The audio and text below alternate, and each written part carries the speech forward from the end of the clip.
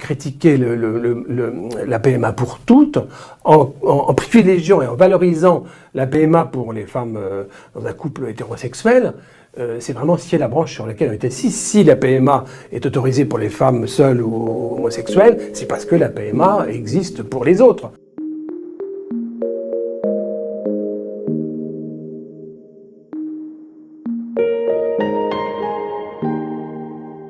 Il y a différents sujets, et le sujet qui porte sur la PMA pour toutes est omniprésent. Il a été choisi par les médias, même par les hommes politiques, comme le sujet sur lequel focalise toute l'attention.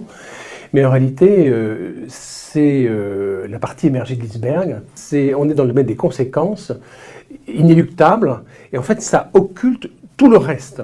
Et je trouve que c'est pas honnête et pas juste de se focaliser uniquement sur ce sujet-là, qui n'est pas à proprement parler un sujet de bioéthique. Il n'y a rien de nouveau en biologie. Il faut traiter la question de l'embryon de manière absolument radicale, puisque dorénavant on fait sauter absolument toutes les protections qui subsistaient encore dans les dernières lois de bioéthique sur l'embryon. C'est-à-dire qu'on pourra faire de la recherche de l'embryon sans aucune limite, sans aucune contrainte. Et puis surtout, on va autoriser des pratiques qui étaient gravement interdites par le passé, comme la création d'embryons transgéniques, la création d'embryons chimériques. Je pense qu'on pourra aussi avoir recours à certaines formes de transfert de noyaux, c'est-à-dire de clonage. Et en fait, la loi de bioéthique est en train de régulariser des pratiques qui sont déjà mises en œuvre, en réalité, dans des projets qui ont été autorisés par l'Agence de la biomédecine, et que d'ailleurs la Fondation Jérôme Lejeune a contesté devant le juge administratif parce qu'ils étaient attentatoires au respect de la loi. En fait, aujourd'hui, les chercheurs, certains chercheurs, à travers certaines autorisations délivrées par l'Agence de la biomédecine, transgressent les lois de la République. Et nous, on dit au juge, écoutez, est-ce qu'on a le droit de transgresser ou pas? Et en fait, la loi arrive plus vite, et la loi va régulariser des pratiques qui étaient transgressives hier et qui ne seront pas demain.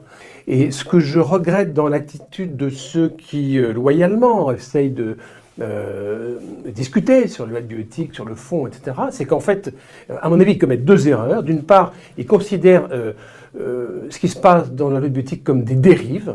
En fait, c'est pas des dérives, c'est le développement normal de ce qui était déjà en germe dans les lois de 2011, de 2004 et de 94. Et quand on se réfère aux grands principes de 94 auxquels il faudrait revenir, c'est une erreur, ces principes sont mauvais. C'est pas une dérive, c'est une erreur de cap.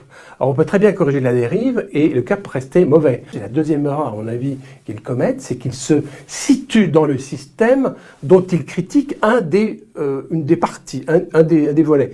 Critiquer la PMA pour toutes, en privilégiant et en valorisant la PMA pour les femmes dans un couple hétérosexuel, c'est vraiment scier la branche sur laquelle on était assis. Si la PMA est autorisée pour les femmes seules ou homosexuelles, c'est parce que la PMA existe pour les autres.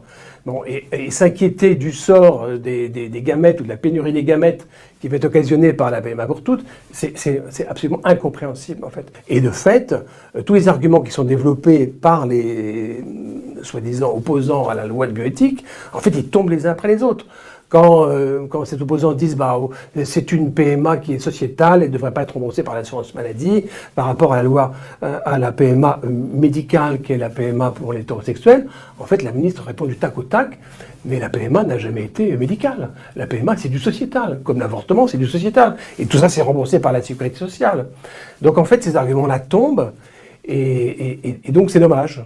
Mais je pense qu'ils n'ont pas pris... Je ne dis pas que ce combat-là est inutile et que je ne jette pas de discrédit sur ceux qui le mènent, mais je trouve qu'ils n'ont pas pris le problème dans sa globalité. Et le problème n'est pas lié à ces quelques centaines de femmes qui vont récupérer un droit qu'elles mettront plus ou moins en œuvre. Il est beaucoup plus lié à la vision qu'on a aujourd'hui du marché qui s'est emparé de la biologie et de l'embryon et des gamètes. Et qui entraîne de juteux bénéfices et qui n'est pas à l'honneur de notre pays ou des sociétés développées qui s'y livrent. Ceux qui font profession de faire de l'eugénisme ne s'en cachent plus maintenant. Ils ont pignon sur rue, ils le disent, et ils disent on fait de l'eugénisme négatif jusqu'à présent, et maintenant on va faire de l'eugénisme positif. C'est-à-dire qu'on a commencé par éliminer les handicapés, et de fait il ne naît plus d'enfants handicapés, à part dans les familles qui acceptent l'enfant tel qu'il viendra. Et maintenant ils disent écoutez, ça va être beaucoup mieux parce qu'on va faire du positif, et donc on va améliorer les enfants qui vont naître grâce à la thérapie cellulaire ou génétique par l'intermédiaire des fécondations in vitro, puisque pratiquement la procréation de l'avenir est vouée à se passer in vitro, c'est-à-dire que la procréation est une chose trop sérieuse pour la laisser aux parents. Et donc, il faut la confier à des spécialistes qui vont faire la procréation industrielle, enfin, de l'élevage, quoi, en quelque sorte. Et puis, les parents se consacreront à une sexualité ludique. Enfin, voilà. Donc, je crains malheureusement que la question de l'eugénisme ne soit plus un mot qui fait peur.